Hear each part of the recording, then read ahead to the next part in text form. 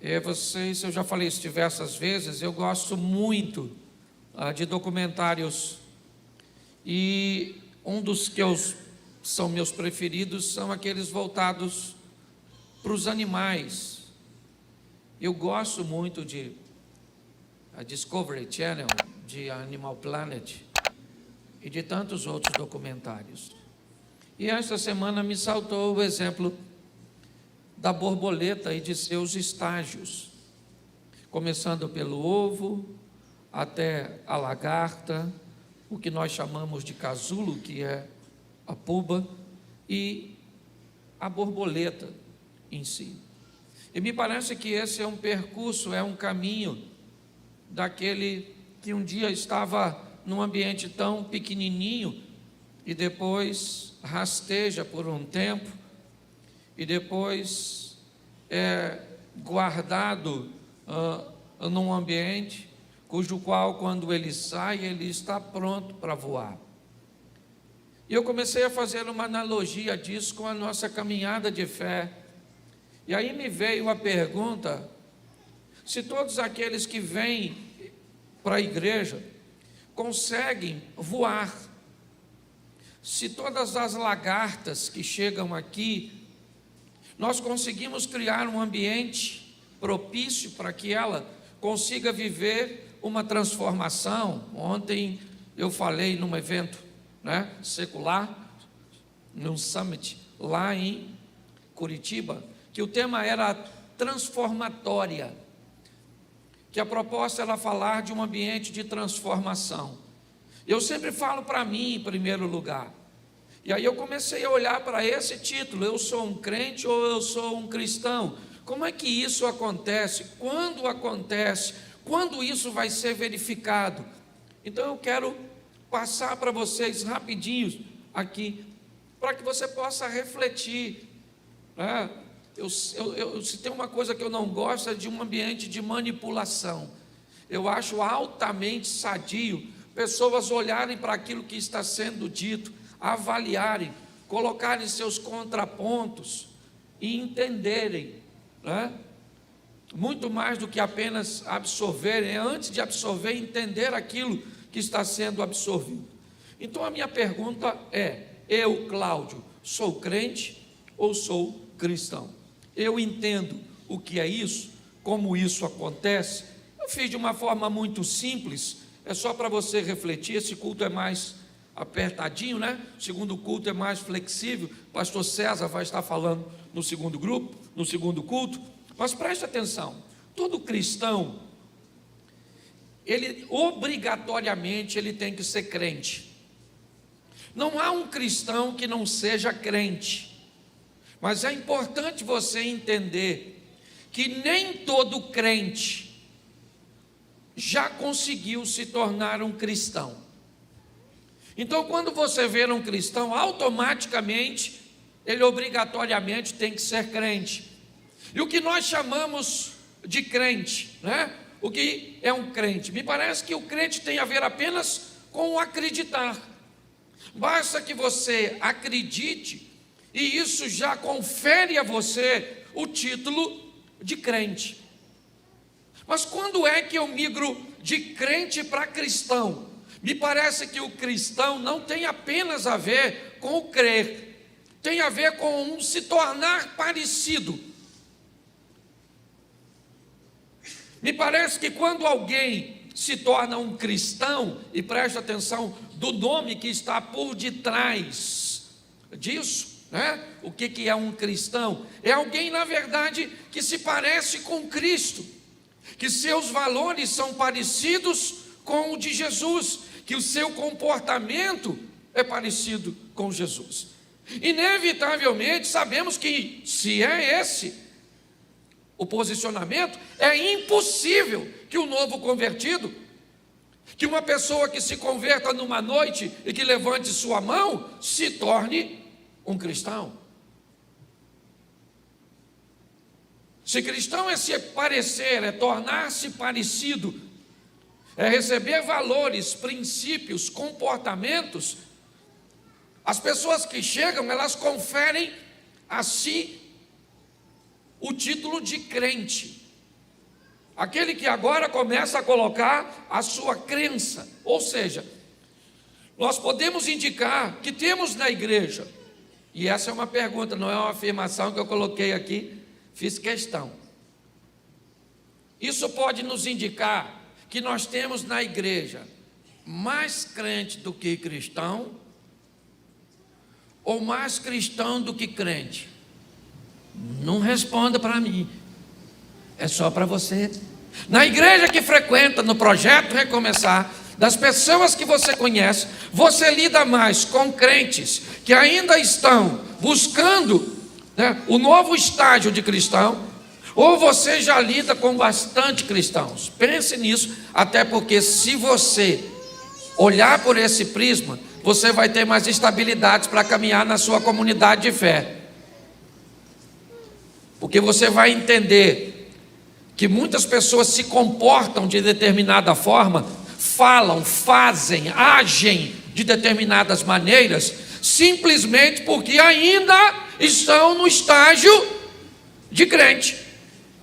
Então eu pergunto a você, será que seria correto eu ler para vocês a primeira carta do apóstolo Paulo à igreja de Coríntios, capítulo 13, verso 11, e pegar um texto como esse? Dá para colocar para mim? 1 Coríntios 13, 11. Vamos lá, me ajude aí. 1 Coríntios capítulo 13, verso 11. Se não der, é só sinalizar que eu sigo.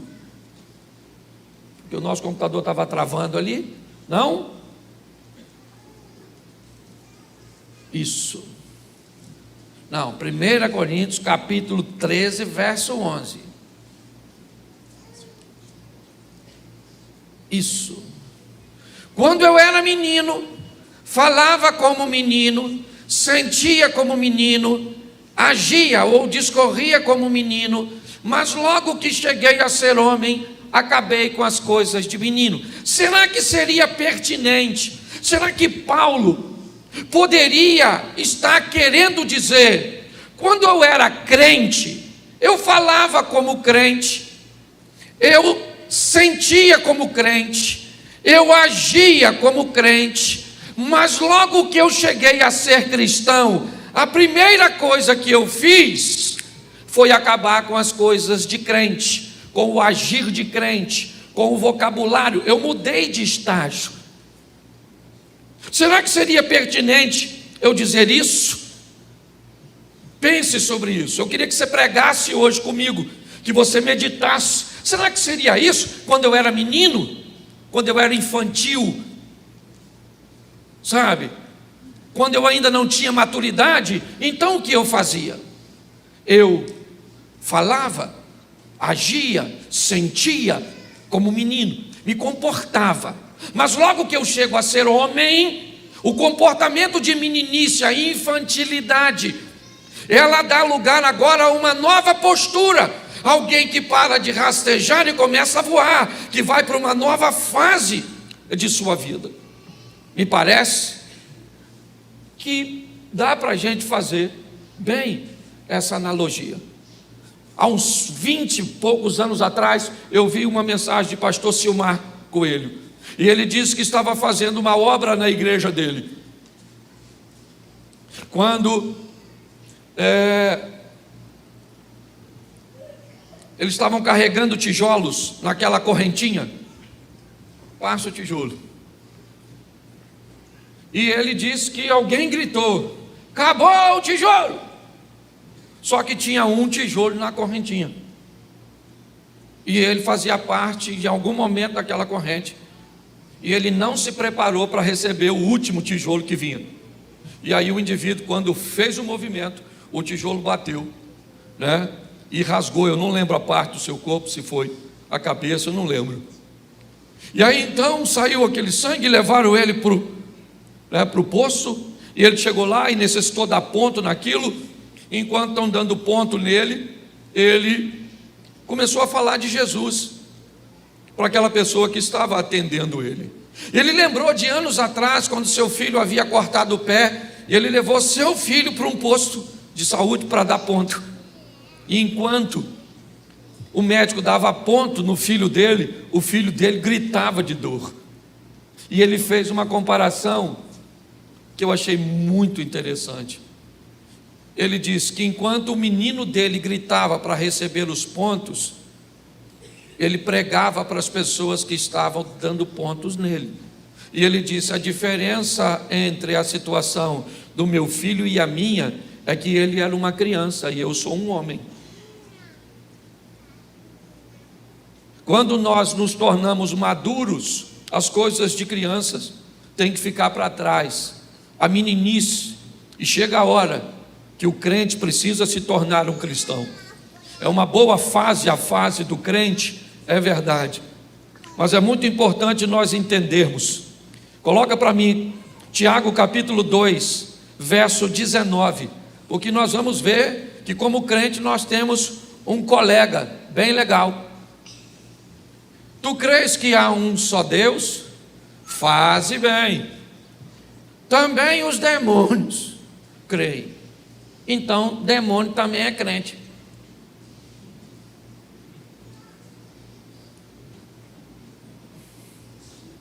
Dava até para fazer parte de nossa congregação. O difícil vai ser transformar essa fera num cristão. Então eu preciso que você entenda isso, porque a Bíblia está dizendo isso. Você crê, você é crente. Isso é o que o início do versículo, olha. Tu crês, é uma coisa bem individual. Você crê que há um só Deus. Nossa, isso é extraordinário. Você faz bem, mas eu preciso te dar uma notícia. Isso também, o diabo, o demônio, também é. Ou seja, esse título, ele também recebe. Até porque ele não tem dúvida nenhuma. E se tem alguém que não tem motivo nenhum para não crer, esse alguém é ele, que já está no contexto espiritual. Então me parece que a grande essência da igreja é tornar essa proposta viável, é fazer com que as pessoas que entram pelas portas, é fazer com que as pessoas que acessam esse ambiente consigam primeiro se tornarem crentes, porque aqui entra ateus. E entra pessoas que não são ou não se intitulam ateus, mas que não têm envolvimento nenhum com Deus. Você sabe que, por muitas vezes, eu confesso a você, eu dizia que era cristão, mas nunca fui. Mas se alguém perguntasse numa ficha, alguma coisa, você é crente, isso é o quê? Sou católico, não praticante.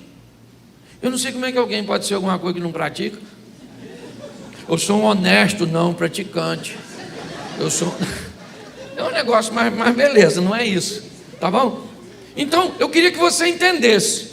Ser crente é muito legal, não quero desqualificar não. Mas é só uma parte desse processo. Mas pastor, dá para todo mundo ser crente? Como é que é isso? Para quem é esse negócio? É tão difícil. Para quem é esta proposta? Vamos lá, porque senão você começa a achar que o bandido já foi designado a ir para o inferno, que o outro já está lá, como é que funciona? Você está entendendo? Então primeiro eu preciso dar essa informação. Para quem é a proposta de se tornar cristão? Para quem? Para quem que ela foi dada? É só para mim? É só para você? O apóstolo Paulo na carta aos Romanos, no capítulo 3, no verso 22, ele nos dá um panorama bem legal. Coloca para a gente aí Romanos 3, 22. Isto é, a justiça de Deus pela fé em Jesus Cristo para todos os que nele crê, porque não há diferença. Verso 23, coloca para mim. Põe o 23, só para... Porque todos pecaram e destituídos estão da glória de Deus. Volta no 22. Isso. Olha só. Para que todos, e sobre todos os que creem. Verso 23. Porque todos pecaram e destituídos estão da glória de Deus. Para quem é a proposta? É para todos. Se o cara mora aqui, se mora no Nepal. Se o camarada é crente ou não é crente, se ele é hétero, se ele é homo, se ele é branco, se ele é negro, se ele é culto, se ele é indouto, se ele é pobre, se ele é rico, a proposta é universal, é para todo mundo. Mas pastor, todo mundo vai entrar no seu... Não, a Bíblia diz que muitas pessoas, e eu vou terminar minha mensagem de hoje mostrando a você o controle de qualidade na hora de entrar. Ele existe, não passa nada não, eu vou mostrar a você, mas é importante você saber que é para todos. Mas pastor, se alguém, Deus já sabe que alguém vai para o inferno, sabe, e essa pessoa pode até ir, mas ela vai sabendo de que o Deus que a criou, deu até o último dia de vida dela, todas as oportunidades dela entrar no céu. Isso é importante. Mas ela não quis. Beleza, mas todas as oportunidades ela teve.